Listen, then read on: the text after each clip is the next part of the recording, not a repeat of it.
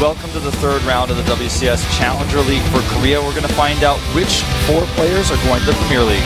Today we have really good games for you. We're starting off with the Protoss versus Protoss. We have Flying versus Parting, but I'm actually a little bit more excited about the 3 games that we have after this. Yeah, man, we've got some great games today. A lot of different matchups, and even the Protoss versus Protoss is going to be pretty exciting. Yeah. The PvP is going to start us off, and then we are heading into 2 Terran versus Zerg. We have first of all True versus Keen, which is already a really good match, given how True presented himself in the earlier rounds, and of course Keen himself being a very strong opponent to face. But then we're going into Reality versus Kangho, and Reality is a player that we've been monitoring a little bit since he was able to really impress in a WCS or in the BWC qualifier for Korea in 2012. So now he's suddenly in the 3rd round of the Challenger League, and he might go to the Premier League today. Yeah, he's certainly had some up and downs. He was one of the best Castle players to switch over at first, definitely the best Terran. Back in the BWC days, he was, I believe, the only Terran to qualify for that tournament. And he's kind of, he really impressed back then. He disappeared for a while. Now he's back, and he's on his way in, and he might be in the Premier League, like you said. He has to take out a very difficult opponent, though. Yeah, it's going to be a great game. And then last but not least, we have our 3rd best of 3 of the day. We are going into a Protoss versus Zerg match between SOS and Curious. So a lot of really high-quality players today, and that is going to be an exciting day. I'm really pumped for these matches. Yeah, I mean, it's kind of insane to think about the level of play that we're seeing just in this 3rd round here. Here are the results from last time. We had Gumio take out Su. Byung was able to take out Marine King, a very close series there. Dream versus Fantasy, pretty one-sided there. And last but not least, Jongbi kind of all-inning Leenock down there. Yeah, Gumiho, of course, a little bit lucky in the 3rd game. This was one of those matches where Su had the biggest throw in like Starcraft 2 history, at least it felt like it at the time. Then we had Jongbi with the 2 against Leenock. Leenock, after the match, said that he was like really sorry that he played so bad and actually kind of apologized. Yeah. Said that it was definitely his mistake and that it's okay that he's not like feeling sorry that he lost. He said like, yeah, I played bad, I didn't play well, so I deserve to lose this. I'm going to win the up and downs. I mean, look at the players we have here today. They're Parting, somebody who did so well at the end of 2012 and even at the beginning of 2013. Keen, always a fan favorite. You've got Kangho, who's a finalist. He's always in the high ends of Kodas, high ends of the Premier League. And last but not least, SOS was in the finals of Season 1 Grand Finals for WCS. So Kangho, of course, in the group that he played in the round of 16, he came in last place. He was able to take out Maru, that was in the last best of 3 of the group, and at that time it was basically a show match that the 2 of them played. So we have to wonder a little bit how well Maru really performed, what he showed us there, because he already knew that he would go to the round of 8, and he had to face another Zerg player there, which he didn't know at the time, but he was definitely hiding a few builds. And now we are going, of course, into our first game, and there's no Zerg in this match. We have a mirror match. We have Flying up against Parting. Parting seems, I don't really want to say stressed out, but he's definitely a little bit worried. He's not where he wants to be right now. Yeah, he's been a player who's fallen from dominance down to an uncomfortable position here where he might find himself in the up and downs where you never ever want to be because there's a chance that you end up in the Challenger League next season. And Parting as a player is very proud of what he's accomplished, does not want to find himself here. Flying, on the other hand, he has a reputation of being a little bit cheesy, of being really aggressive, trying to be sneaky, and that is something that Parting, of course, has to account for. So scouting against the Woongjing Stars player is definitely always a very good option. And he's been executing also some very interesting builds. One of the first times that we really saw him perform so well was when he faced Stefano. That was already in 2012. But now we are in the Challenger League 2013 in the 3rd round. We're going into game number 1 here. We have the PvP Flying versus Parting, brought to you by Colin Wolf.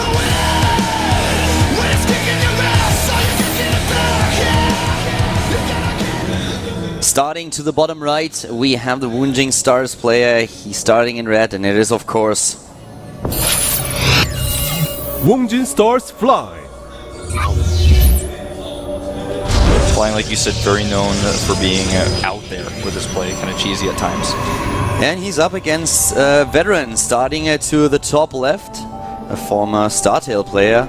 We have SK Telecom T1 Parting. Parting's kind of had a lot of team changes in his history. He used to be on Foyu way back in the days and really found his home in StarTale for a while. A lot of moving around, but definitely still a top tier player. Protoss versus Protoss these days seems to be all about the scouting information. If you can know what your opponent's doing, you can react to it, but if you don't see it, sometimes you end up losing. So there's a lot of different ways to scout. We sometimes see really fast Mothership Core scouts, and the hallucination scouts are really important. The stats that you just saw on screen are the stats in WCS, basically in the GSL, as more of achievement points since they also include Wings of Liberty. But as we are in the first game of the series, let me give you the rundown of what those players accomplished in Heart of the Swarm in offline matches. Harding with 26 maps played, won 18 of them. He's 18-8, and he therefore won in 69%. Also played one game already against Flying. That was back in Pro League in May. And he took the match. He took the best of one. Flying, on the other hand, he's a little bit worse in this matchup. He only played 11 maps, so just basically half of the games that Parting played in this matchup offline on televised matches. And Flying only took 6 of those. So he has a 55 win percentage against Protoss. Not the best record here. Keep in mind he already lost to Parting in the past. So Parting definitely the more accomplished player out there, the player with a more solid PvP. But in a best of 3 series like this, anything can happen. So you have to be really careful, especially in a mirror matchup. Yeah, really, really careful. Scouting oh so important. Both players going for a second gate here, and this allows them to get scouting with their stalkers, put a lot of pressure on their opponents. When you put the pressure on with the stalkers, sometimes you can catch the mothership core, you might be able to trade against a stalker, but if you are really getting all the way up to the ramp, you maybe force a sentry to be warped in instead of a stalker, which slows down your opponent's tech. Yeah, at this point you have both of them, as already mentioned, going into the double gateway, and this is a very aggressive build that we've seen a lot. Sometimes you see one gate with an early attack going up against the double gateway. We can still hold this, as already pointed out by Wolf here, but in this particular scenario, both of them go for exactly the same build. You can really see that the timings are basically identical on the production tab. Just the mothership core a little bit faster here for Flying at the bottom right. But let's see how this is going to plan out. The probe for Parting is still active on the map. So far, Flying didn't actually send out anything that could scout here. Yeah, nothing at all. They're both now sending, of course, those mothership cores to the middle of the map with a stalker to accompany them, so they're going to kind of meet here. I really like how Parting sends his. He splits the two, making sure that he gets the most coverage possible with his scout. Yeah, and with that scout, if you would have actually just looked at the Zanaga Watchtower, he would have found the mothership core, but he will, regardless, walks right into the path. Now immediately trying to take those hit points away and running into the Stalker. And this now suddenly is a very dire situation for Parting. He's losing quite a lot of hit points here already. The shield's been taken out by the mothership core, but here come the reinforcements, and now it's time for Flying to hightail it out. Yeah, he has to run away really fast. He does have his 2 additional Stalkers on the way. Parting getting some very aggressive pylons up across the map. His warp gators are just almost done. He's chrono boosted it. Will he get the mothership core? He's damaged it, but takes some hit points himself. Parting also going into the 3rd gate, whereas we have the Stargate for Flying. So Flying adding his tech here, and Parting seems to play a very gateway-heavy build. He could really try to overwhelm his opponent, but of course that Oracle that is being built by Flying is now a big issue. A pylon block to the right side, not only blocking a potential Nexus, but also, of course, creating a warp-in point for the SKT1 player. Oh yeah, Parting has got a great position here. The first Oracle is on the way, but that's not going to be very useful defensively, and even for counter-harassment, it's going to take so long to get across the map. This mothership core not going to be too big of a concern for Parting. He has so many more pylons besides this one too. The mothership core will have to recall back, and that's a bit of an issue. He could force the ramp. He could force the ramp here, Color. He does. Now these Stalkers have nowhere to run. God, they are trapped, and they will go down, all of them. The mothership core Flying goes to the top left, as does the Oracle. But if Parting just warps a few units in there, he should be completely fine. Now, of course, the Void Ray being produced by Flying, he needs something in his base, but he already lost so much. Yeah, here comes the warp and the Stalkers back and home for Parting, forcing the recall, and it's also going to defend against the Oracle. This is such a terrible position for Flying. Did you see that? Immediately the snipe on the mothership core once it arrived, and here comes the Oracle, and of course the Stalkers that have been warped in as a defense against the mothership core help out quite a bit.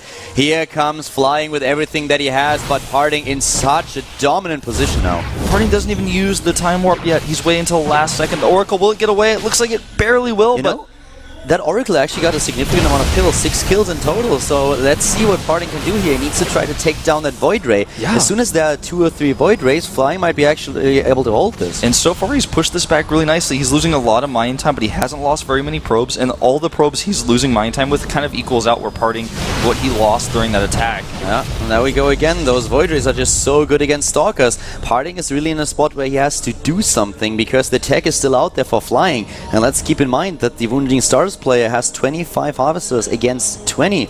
So Parting is now down in probes. Yeah, down in probes, and let's see, I think, yeah, the robotics was cancelled for Flying. That's one thing to note, that Parting does have a robo. I really like that force field in him trapping all those Stalkers, taking them out, and the mothership core to the top left was also a little bit counterproductive if you think about how Flying forced Parting to get anti-air there before the Oracle actually arrived. But in the end, he did some damage with the Oracle, and now Flying is getting ahead in this game. Yeah.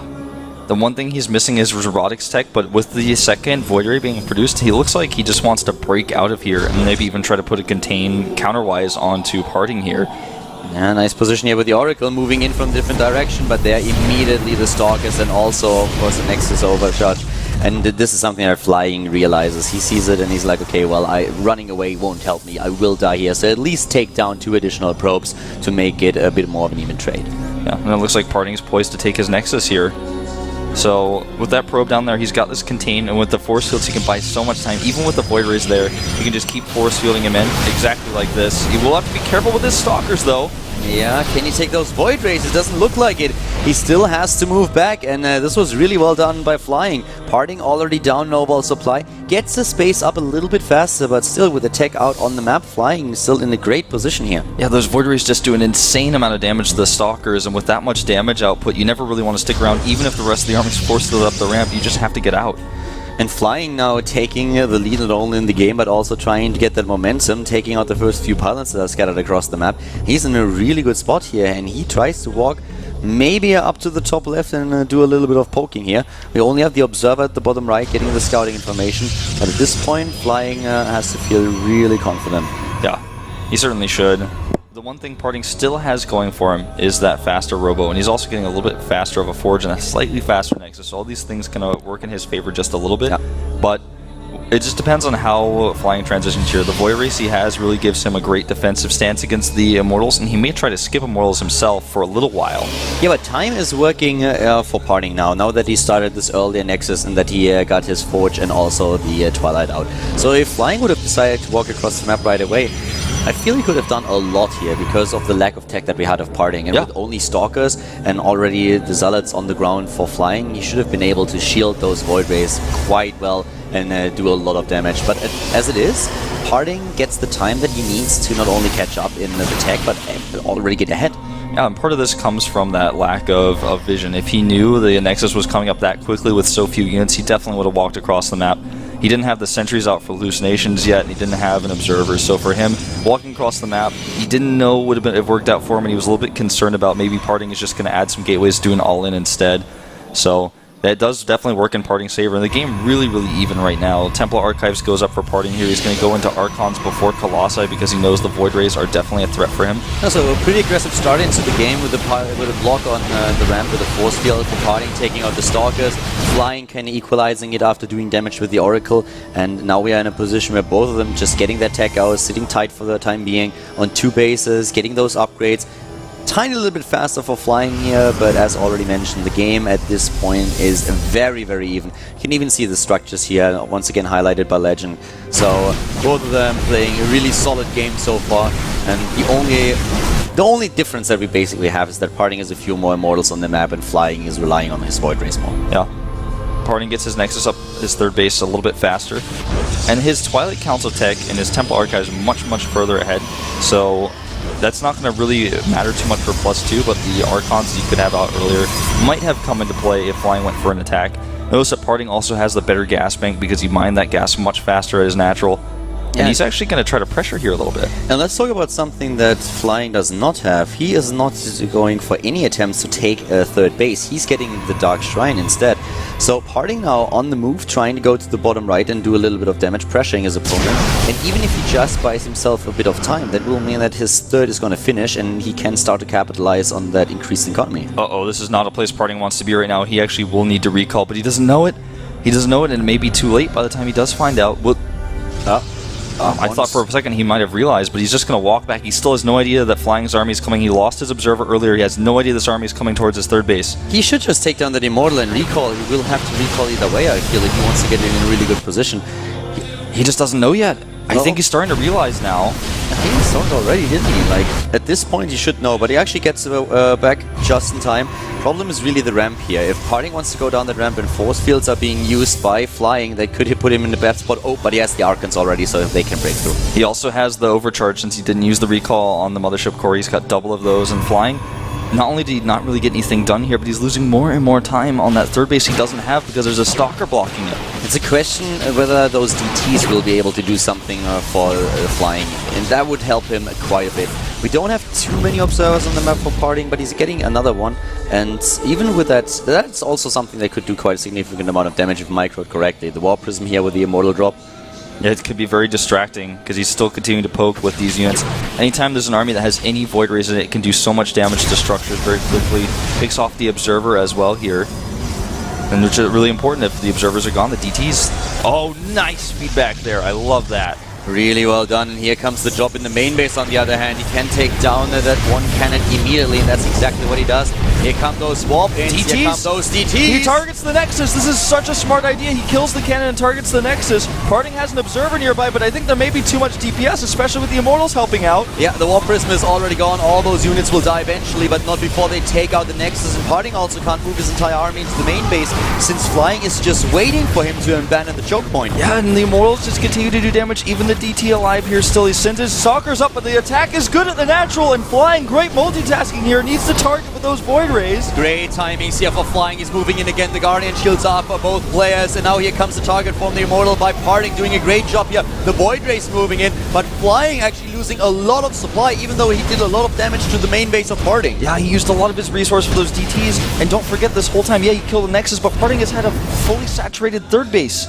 A lot of structures completely unpowered in the main. We don't even have that upgrade for charge finishing because of it. Party needs to send one of those probes into the main base and start pylons again. But still, he has a 20 supply lead at this point. And the most important thing is he has this third base. Yeah. And that, of course, acts like this puts him in a position where he's also on 2 mining bases. But we just saw the mineral patches in the main base of Flying, and then are about to be depleted. Yeah, if Flying had gotten a little bit more done with his attack at the natural, then this would have been so worth it for him. But as it stands, Flying is in a terrible position because Parting has remade that base. Upgrades right now, +2 for both players. Flying has charge, though, something that Parting does not have yet because his Twilight Council was unpowered. Yeah, at this point, it's really the income is much better for Parting because he has 2 fully saturated bases, whereas in the main base of Flying, one of his sources of income, we don't have all the mineral patches anymore. And now both of them are getting another Nexus, but Parting is already now up 30 supply, and this is just going to increase over time. With his Phoenix Scout here, he sees that he has an opportunity to move in here because he has much larger of an army than his opponent. I mean, he has about 3,000 more resources in cost in that army. He has so many more Archons. Just looking at the Spy Lone doesn't even tell the whole story. Parting at forcing a cancel on the Nexus, and this further puts Flying behind a great position for the SKT1 Protoss. He's about to finish his charge upgrade. He rebuilt those pylons in the main base to power the Twilight Council. This is a great position for him. He's in a dominant position on this map right now. There's no question about it. Even the DT in the main base is not going to change anything about it. Yeah, can't do anything here. 0 kills. And Parting just has so many Archons. He has 6 Archons to 3, making even additional ones right now. Making cannons at home just to be safe against the DTs. I like Parting's position so much here. He just needs to make sure he micros correctly when he attacks. If he attacks, he doesn't have to just yet. Parting didn't see the base to the right side just yet, but he might not even have to. He's moving in already, and all those Zealots against the Archons getting a lot, or trying to do a lot of damage, but the splash, the mini splash is just doing too much already. Nice targeting so far by Parting, doing a great job here, and Flying's army is melting away. He has no chance there. Even the Warp is now coming in, dropping additional Zealots, and things are looking grim for Flying. GG, Parting just playing the better game there. He had the faster third. That moment, there were 2 moments actually in that game that were really kind of set the pace. Its first one was when Flying didn't use that timing that you and I talked about that he didn't know about to attack with his Void Rays, and the second one was when he traded a lot of his army to kill a Nexus, but then he could not do enough damage at the natural. Yeah, at the natural where he tried to move in, he lost that engagement and he lost it bad. He killed the Nexus in the main base, but the main sources of income for Parting were his natural and his third base, and that really helped him come through in game number 1, take it and get the lead in the best of 3 series now. So really well played by Parting. Yeah, really, really nicely done there. Just some great decision making by him. He just seemed to know the best things to do in all situations. In a certain point in that game, he looked like he was in trouble because the Void Rays were out and it was going to be hard for him to expand. He took that risk, and Flying never saw it. Flying had a few great decisions in this game and was able to hold against Parting's aggression quite well, but then the Protoss to the right side by SK Telecom was just a little bit too good, made the better choices in the end, and was able to edge out that victory on a kill-on. Map number 2 is going to be Newkirk. So we're going to find out if Parting can take this best of 3 series with a 2-0, or if Flying in game number 2 can win it and bring us to a 3rd map today. Yeah, definitely the case that this could be a very close series. I could see us going to a game 3 here. This is a 2-player map, very intense, a lot of places to hide proxies. Very close by air as well. We're going into the game, guys. We have game number 2, Parting up versus Flying in the WCS ALLKill Korea, brought to you by Columbo.